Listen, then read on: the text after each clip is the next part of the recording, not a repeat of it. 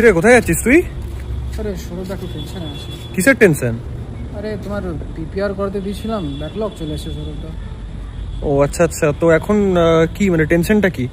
মানে এখন এবারে কি করব বুঝতে পারছি না। So hello markout students, be it BBA, BCA, BTech or masters. তো তোমাদের অনেকেরই ডাউট আছে যে দাদা যদি পিপিআর এ আমার ব্যাকলগ ক্লিয়ার হয়নি বা সাপোজ আগে আমার ব্যাকলগ ছিল না, পিপিআর দেওয়ার পর ব্যাকলগ চলে আসছে, তো দাদা আমি এবার ফার্দার কি প্রসেস ফলো করতে পারি? তো স্টুডেন্টসদের উদ্দেশ্যে আমি একটাই ব্যাপার বলতে চাই যে দেখো, ভালোভাবে শুনবে কি বলছি। ফার্স্ট অফ অল, আগে কি ছিল না, আগে পিপিআর করানোর পরও ম্যাক্সিমাম স্টুডেন্টসের মাইন্ডসেট এটাই থাকতো যে আমি আরটিআই করাতে দেবো যদি আমার লাইক কনফিডেন্স আছে যে আমার খাতা ক্লিয়ার হয়ে যাবে, ব্যাকলগ থাকবে না।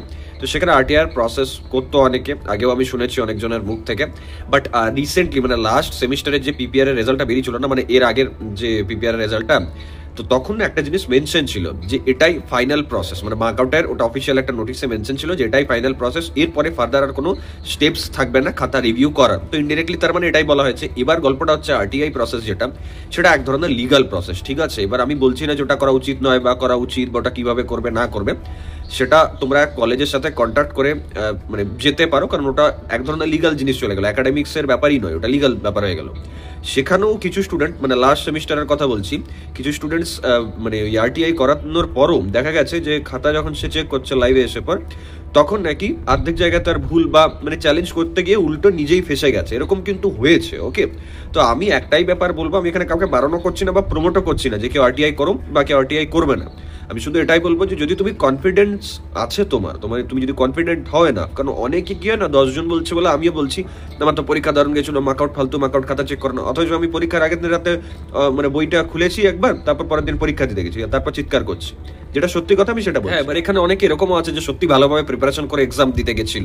সো বোথ কেসেস আর পসিবল, ঠিক আছে? আমি কাউকে মানে ডিমোরালাইজ করছি না, but based on your confidence তুমি কিন্তু ফার্দার স্টেপস দিতে পারো, ঠিক আছে? আর একবার কলেজের যারা টিচার্স বা ফ্যাকাল্টিজ বা এইচওডিজ আছেন তাদের সাথে একবার কনসাল্ট করে নিও এই ব্যাপারটা নিয়ে, কারণ তারা অফিসিয়াল মানুষজন, তারা তোমাকে আরো বেটার বলতে পারবে। ওকে, তো আই হোপ ডাউটসটা ক্লিয়ার হয়ে গেছে।